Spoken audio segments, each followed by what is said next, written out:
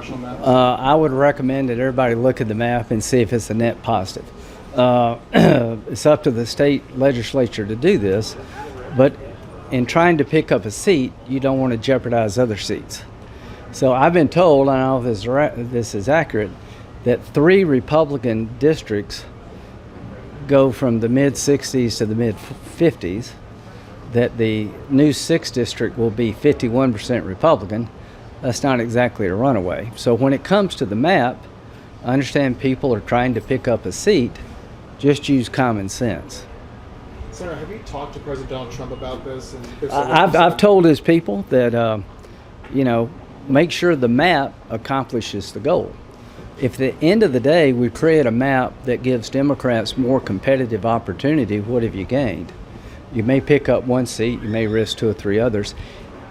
I'll leave it up to the representatives and the senators. I like the idea of trying to push back against what Virginia did. Virginia just created 5 Democratic seats, so I don't mind, trying to play the game the way the Democrats are playing it. But when it comes to South Carolina, we have 31% African Americans, and we need to be sensitive to what we do here. If Republicans believe the current map violates the law under the new interpretation of the Voting Rights Act, should political risk factor into whether districts are redrawn at all? I think one of the things you have to look, votes have been cast now. Like statewide races like mine, people have already voted for me and my opponents. You don't want to avoid those elections, I think. So I think the state Supreme Court, they will look at this. Once you start voting, it makes it more difficult. But you have legal challenges, you have the practicality of the map. They'll figure all that out in Columbia. I hope they take the time to look at it. Long-term consequences are at stake here, and redistricting done in a common sense fashion makes sense. But if the courts step in, then time will tell. So, Senator, if they take a look at the maps and they go through this process and they see that it goes from 6-1 to 5-2, would you say? Well, I think it's not, you don't know what's going to happen in any election, but I know this, that if a Republican won in 2020 by 51%, that's not exactly a safe Republican seat. And if you had a district in 2020, a Republican won by 64 and it's down to 54, you need to think about those things. Senator, where do you see Iran, the war in Iran going? What's the end game there? How do we get? Well, I think the end game is at hand. The end game is to make sure they can't have a nuclear weapon. I think that mission's been accomplished. Their enrichment facilities have been obliterated. They've been set back in their nuclear ambitions. Their ability to push terrorism throughout the region has been crippled. Their economy is weak. Their military is weak. Their navy has been sunk. They're the weakest they've been since 1979. If you can end this diplomatically, where you do a deal, they can never get a nuclear weapon, they stop spreading terrorism, I'm all for a peaceful solution. Let's say Iran tells us to take a hike. Here's the good news. I think military operations would be very intense and very short. There's not a lot left to do. There's some things we could do that would hurt them even more if they say no. We're talking about short, bold, and intense. Carg Island is the island where all their oil and gas infrastructure resides. That's their Achilles heel. That's a trump card, no pun intended. My goal is to put them in a box, withdraw, get gas prices coming up, open up the straits, let Saudi Arabia and Israel go back to making peace. You'll never have peace in the Mideast until Iran is put in a box. I think they're the weakest they've been since 1979. We'll find a way to open up the straits, hope we can have a diplomatic solution. But why did we do this? They were 2 weeks away from having enough highly enriched uranium to make 8 to 10 bombs, and Trump had to act. I know gas prices are tough, but they are going to go down when the war winds down, and we're inside the 10-yard line. And the good news is, once you put Iran in a box, gas prices stay down. The biggest disruptive force on the planet has been Iran since 1979. They can't do what they used to. They're not going to get a nuclear weapon anytime soon. I hope we can get a peaceful deal. But we're going to put them in a box, and we're going to pivot from war to peace. And gas prices will come down, and they're going to stay down. When will Americans see proof that Iran was 2 weeks away from having a nuclear weapon? Huh? When will Americans see proof that Iran actually was 2 weeks away? That 900 pounds of highly enriched uranium is at 60%.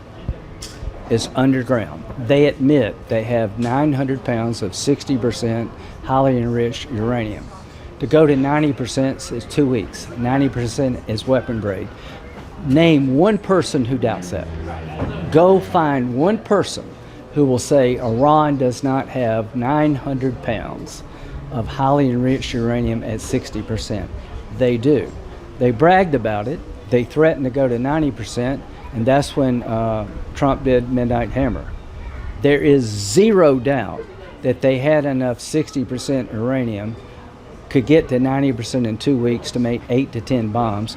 It's buried underground, and part of the deal is to get it out and give it to us.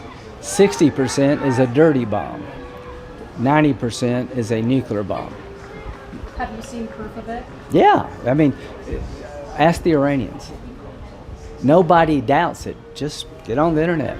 The 900 pounds of highly enriched uranium is subject to negotiation. They're not denying they have it. They're just refusing to turn it over. They want to dilute it down and keep it. It's not, they don't deny they have 900 pounds of 60% uranium. They want to keep it. We don't want them to keep it because it will become a dirty bomb. Their solution is let us keep it and we'll dilute it down to like 3.67. I don't like that because they can dilute it up one day. I want the 900 pounds of highly enriched uranium in American hands so it can never be used for a bomb in Iran, period. Senator, it seems like kind of a gamble at this point, too, when it comes to trying to get these gas prices down. You're talking about September. You're pushing up right against the midterms right there when you're really talking They're about going to come down before. trying to get the Yeah, no, they'll start coming down when the war is over. But we've been hearing about, these start and stop deals, and it sounds like something's in progress right now for about 30 days possibly. But then, 2 weeks comes and nothing changes. We're back to where we started. We've been in How do this we war, get to right. that? In about 60-something days, we've obliterated their Navy. In 60-something days, we've destroyed their Air Force. In 60-something days, we've crippled their Army. In 60-something days, we've created 200% inflation. To our men and women in uniform, you amaze me. I can't believe we've done all this in 60 days. At the end of the day, what's left to do will be short, it will be intense, and we will be done. The mission is to make sure they can have a nuclear weapon. I think we've accomplished that mission. The mission is to keep them weak so they can't spread terrorism. I think we've accomplished that mission. If we can get a deal to open up the Strait of Hormuz, count me in. If we had not done this, they would have had, in my view, enough highly enriched uranium to make 8 or 10 bombs. They would have made those bombs. They would have held the world hostage, and one day they would have used the weapon. If you don't think Iran would use a nuclear weapon as part of their religious agenda, I disagree with you. So when you say short, intense, and done, does that mean going and getting the uranium? Does that mean using nuclear weapons? We don't need to go get the uranium, but you call it the circle of death. We know exactly where it's at. We can draw around a circle around that site. Anybody goes inside that circle, you're dead. That's one way of doing it. The other way is go get it. I don't think you actually need to go get it. I'm hoping you can get a deal. But if we don't get a deal, we'll make sure nobody ever gets that highly enriched uranium to do bad things with it. We can do that without invading the country. I like the Second Amendment solution. If it were up to me, I'd be arming the Iranian people. Because if they had guns, they'd fight back like the French did against the Nazis. So what's missing is that the people who are willing to fight and die, they don't have weapons. I'd try to get weapons into the country. They could do more to hurt the Iranian Revolutionary Guard on the ground than we can from the air. The missing link here is the ability of the people to fight back. They want to fight back. If we could help them fight back, I think this war would change pretty quickly. Has there been evidence of that? I mean, there was some expectation with the start of the war that the citizenry would rise up, and that did Well, not they did happen rise at all. up. 42,000 of them have been killed. That's the conservative number. 42. When you go to a football stadium, 42,000 people have died taking on this regime. They hate it that much, got shot down like dogs. What if they had guns? It'd have been a different outcome. So the bravery of the Iranian people just astounds me, that you'd keep going out in the streets when they shoot you down. Now, here's what I think will happen. If we keep this regime weak, which I think we have to, then there'll come a day when it breaks. That'll be up to the Iranian people, not us. We don't need American boots on the ground, but we do need to help the boots on the ground that are there. They're called the Iranian people. And I think a smart policy, working with Israel, the Mossad, and the CIA, we can really make life difficult for the regime. Last month, Secretary Hegseth decided to fire the Army Chief of Chaplains, Major General William Green Jr. He, was born in Savannah, grew up in Hilton Head. He didn't give a reason. Do you know why, or did you have any questions about this? Well, he's a good man. I know him. If you can't work with the Secretary of Defense effectively, then you get replaced. I don't know what happened there. I just know you serve at the pleasure of the President. And he has a great record of service. A change was necessary in the eyes of the Secretary of War. And if Congress starts becoming the Secretary of War, that would be a nightmare. You can't have 532 people making personnel decisions. So I accept the outcome of that decision. I think the generals served well, but every president deserves generals that they feel comfortable with.